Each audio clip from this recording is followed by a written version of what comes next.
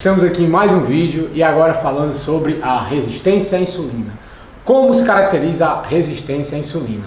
A resistência à insulina, além de estar associado ao fácil ganho de gordura e à dificuldade de perdê-la, também está associado ao desenvolvimento de diversas doenças, como diabetes, obesidade, síndrome metabólica, doenças cardíacas, dentre outras. Porém, quando a gente corta a resistência à insulina no começo, ou então quando ela está atuando, nós conseguimos prevenir muitas dessas doenças e, de quebra, ainda conseguimos um corpo melhor, porque cortando a resistência à insulina, o nosso corpo vai ficar metabolicamente mais apto à queima de gordura e à diminuição de peso.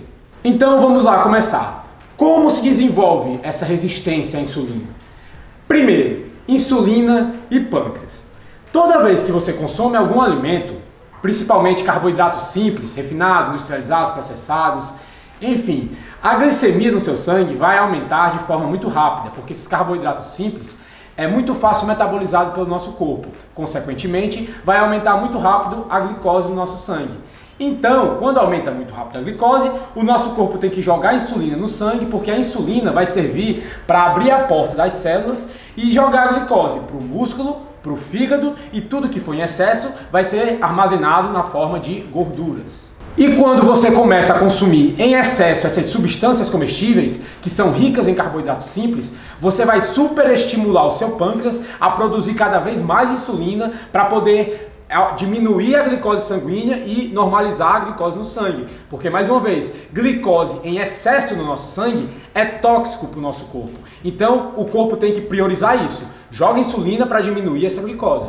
O seu pâncreas saudável faz isso no começo sem muitos problemas. Você vai se alimentando, vamos dizer que 3 vezes ao dia, então ele vai liberando 3 vezes ao dia insulina para baixar essa glicose. Claro, nessa teoria aqui eu estou falando como se você consumisse 3 vezes ao dia alimentos com carboidratos simples, industrializados, refinados, processados, assinados de açúcares, refrigerantes, sucos, massas, pães integrais, mesmo pães integrais, pães brancos, tudo que tem carboidratos simples. Se você consome isso diariamente, muitas vezes ao dia, diariamente e várias vezes ao dia, você está super estimulando seu pâncreas a produzir cada vez mais insulina. Porém, no começo, seu pâncreas saudável faz isso sem muito esforço, sem muitos problemas. Porém, mesmo ele fazendo isso sem muito problema, ele vai começar a estimular cada vez mais o armazenamento de gordura e dificultar a queima dessa gordura, justamente porque a insulina no sangue vai estar elevada quase que direto, rotineiramente, todos os dias. Então, beleza, você está consumindo isso aí, né? O seu pâncreas está ok por enquanto, porque é um pâncreas saudável, porém, depois de dias, meses e anos, o seu pâncreas começa a entrar em estado de decadência, porque você está botando ele para trabalhar em um regime de trabalho de 7 dias por semana, 24 horas por dia. O seu pâncreas não para de trabalhar nenhuma hora. Ou seja, o seu pâncreas entra em pânico com esse excesso de trabalho. E ainda pior, para piorar a situação, o seu fígado, músculos e adipócitos, que é onde fica a gordura, são armazenadas as gorduras, adipócitos, ficam cada vez mais resistentes à insulina. Essa resistência à insulina, que fica no fígado, nos músculos e nos adipócitos, é meio caracterizada por uma analogia simples. Vamos dizer que a insulina é como se fosse um carteiro.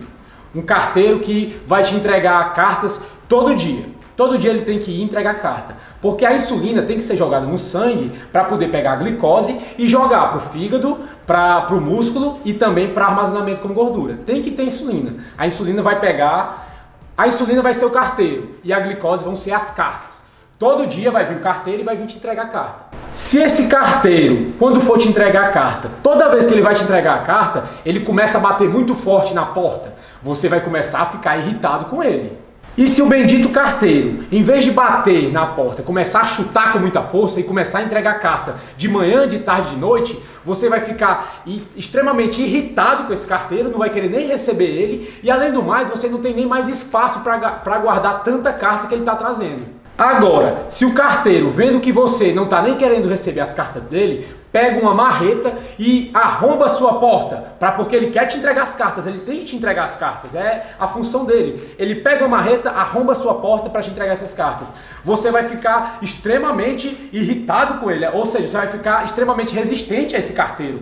E além do mais, você vai blindar essa porta para se proteger desse ser humano, né, desse carteiro horrível. É mais ou menos assim que funciona a resistência à insulina.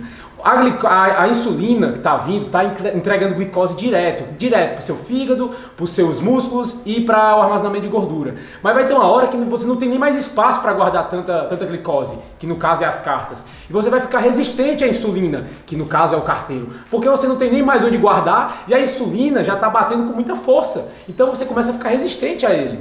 Ou seja, os seus músculos e o seu fígado já não aguentam mais tanta insulina. E os seus adipócitos, que é onde você vai armazenar suas gorduras, já estão tão inflados que estão vazando entre aspas, jogando ácidos graxos e triglicérides na corrente sanguínea. Então veja, o seu corpo está resistente à insulina justamente pelo excesso de insulina que tem no sangue. Mas o seu pâncreas, querendo diminuir o nível da glicose, porque toda vez que você se alimenta, a glicose aumenta no sangue. Então ele tem que diminuir, porque glicose demais no sangue é tóxico. Muito bem, eu sempre repito, né? Então ele vai começar a produzir mais e mais insulina, porque ele tem que diminuir essa glicose no sangue.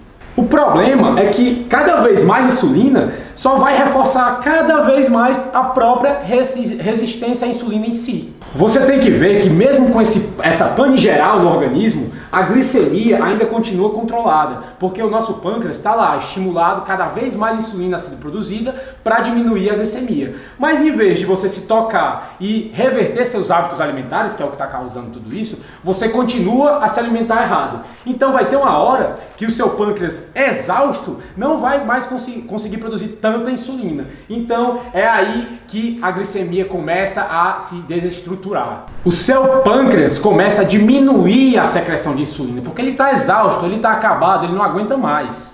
E com tudo isso acontecendo, a glicose sem destino, o pâncreas exausto, a insulina insuficiente no corpo e o corpo ainda com resistência à insulina, aí é game over. A glicose começa a se desestabilizar no sangue. O seu corpo não consegue mais diminuir os níveis de glicose. E é aí que a glicemia do seu paciente começa a ficar elevada. É aí que ele começa a partir para diabetes tipo 2. Uma grande ironia nisso é porque o corpo desenvolveu essa diabetes tipo 2 justamente pelo excesso de insulina no corpo, que causou a resistência à insulina. Mas uma das fórmulas que usam até hoje é passar insulina intravenosa para pacientes com diabetes tipo 2. Ou seja, eles estão colocando ainda mais insulina para tentar diminuir a glicose. Porém, o problema foi causado justamente pelo excesso de insulina. Então não faz sentido nenhum tratar diabéticos tipo 2 com mais insulina. Você só está aumentando o problema. E como você viu, depois de todos esses problemas, a glicemia só começa a se desestabilizar no sangue no final. Ou seja, mesmo que o paciente esteja com a glicemia boa, pode ser que ele já esteja desenvolvendo síndrome metabólica, não, resistência à insulina a um longo período. Porque quando a glicemia começa a se desestabilizar no sangue, quer dizer que você já está em um período de resistência à insulina muito longo. Depois disso tudo, que a glicemia vai se desestabilizar no sangue. Então, muitas pessoas, mesmo não sendo classificadas como diabetes tipo 2, estão desenvolvendo resistência à insulina há dias, meses e anos. Também existem outros fatores que favorecem o desenvolvimento de resistência à insulina, como o tabagismo, o estresse, sedentarismo, dentre outros fatores. Então vamos lá, o segundo ponto. Como é que a gente resolve a resistência à insulina? Como resolver? Primordialmente, diminuindo o consumo de substâncias comestíveis ricas em carboidratos simples e pobres em nutrientes. Ou seja, ricas em carboidratos de rápida absorção, que vão aumentar muito rápido a glicemia no seu sangue, estimulando o seu pâncreas a jogar insulina. Quando nós paramos de consumir esses carboidratos simples, que vêm de processados, industrializados, farinados, etc., você consegue parar de estimular tanto a insulina no seu corpo. Com a diminuição de insulina no seu sangue, o seu corpo começa a ser mais atrativo. Você diminui a resistência que ele tem a esse hormônio, a insulina. Então, com o tempo, o pâncreas vai conseguindo se restabilizar, você vai dar um tempo para o seu pâncreas descansar e também com a diminuição de insulina sérica, com a diminuição de insulina no seu sangue, os seus músculos, o seu fígado e as suas células de gordura vão ficando cada vez mais normalizadas. A resistência que eles têm à insulina vai diminuindo. E tendo isso em vista, como acontece o ganho de peso? O ganho de peso acontece por dois fatores principalmente. O primeiro fator seria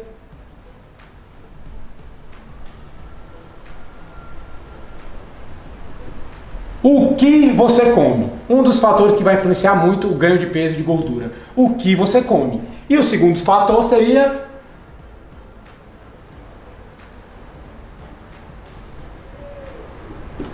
frequência. Seria a frequência com que você come. O que você come e a frequência com que você come vai determinar o ganho ou a perca de peso.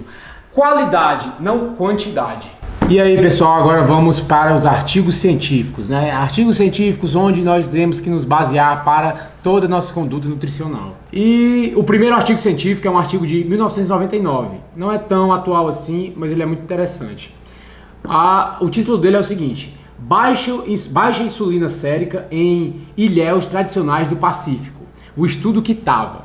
É um estudo feito nesse povo Kitava. E ele começa: pensa-se que o aumento de um nível de insulina reflete a resistência à insulina, um fator associado bem conhecido da síndrome metabólica. Na maioria das populações não ocidentalizadas, o peso corporal e a pressão sanguínea não aumenta com a idade e a obesidade abdominal está ausente. No entanto, não se sabe se a insulina sérica também não aumenta com a idade com sociedades não ocidentalizadas. Ou seja, nessas populações dos Kitava, é uma população não ocidentalizada, o peso corporal e a pressão sanguínea não aumenta com a idade. Porém, eles não sabem se a insulina sérica aumenta também ou não com a idade, né? Esse foi o estudo feito. Os níveis de insulina sérica em jejum foram medidos em 164 participantes com idades entre 20 e 86 anos, na ilha tropical de Kitava, em Papua Nova Guiné. E em 472 suecos selecionados aleatoriamente com idades entre 25 e 74 anos. Eles compararam esse povo que com a idade não tinha nem aumento de peso corporal e nem aumento de pressão, e compararam com pessoas suecas, em participantes suecos. Em Kitava, a ingestão de alimentos ocidentais é insignificante e o derrame e doenças cardíacas isquêmicas estão ausentes ou são raras. Seus alimentos básicos são tubérculos, frutas, coco, peixe e legumes. Os níveis séricos de insulina, os níveis de insulina no sangue, em jejum, foram mais baixos em Kitava do que na Suécia para todas as idades. A concentração média de insulina nos Kitava de 50 a 74 anos era de 50% comparado a indivíduos suecos. Ou seja, o nível de insulina no sangue dos suecos estava o dobro do que estava no sangue do que estava nesse povo dos Kitava. Ou seja, o nível de insulina no sangue dos suecos estava o dobro do que a insulina que foi encontrado nesse povo Kitava. Além disso, insulina sanguínea diminuiu com a idade em que estava, enquanto aumentou na Suécia em indivíduos com mais de 50 anos de idade. Nesse povo que estava, com o passar da idade, a insulina no sangue deles diminuiu. E enquanto nos povos da Suécia, que é um povo ocidentalizado, que tem o consumo de industrializados, a insulina foi aumentando no sangue com o tempo. E a conclusão que tiveram desse estudo: a baixa insulina sérica, que diminuiu com a idade em que estávamos, aumenta a evidência de que o estilo de vida ocidental é a principal causa de resistência à insulina. Insulina sérica baixa pode explicar parcialmente baixa prevalência de doenças cardiovasculares em Kitavas e provavelmente está relacionada à sua magreza acentuada. Ponto. Agora o segundo artigo científico de 2016, um artigo já mais atual. E o título do artigo é o seguinte: Carboidratos e resistência à insulina na nutrição clínica. Recomendações do grupo de especialistas ESPEN. Evidências recentes enfatizam um importante papel do controle glicêmico na saúde e na recuperação de doenças. Ou seja, a gente tem que ter o controle da glicemia no nosso sangue. Aqui relatamos sobre recentes descobertas e tendências emergentes no campo, com base em um workshop da ESPEN. ESPEN é o quê? Sociedade Europeia de Clínica Nutricional e Metabolismo. Foi realizado esse workshop na Veneza, Itália, em novembro de 2015. Foram discutidas evidências sobre fisiopatologia, impacto clínico e recomendações nutricionais para a utilização e manejo de carboidratos no suporte nutricional, em 2015. As principais conclusões que eles tiveram foram essas. Primeira, a disponibilidade excessiva de glicose e frutose pode exacerbar as complicações metabólicas no músculo esquelético, tecido adiposo e fígado, e pode resultar em impacto clínico negativo.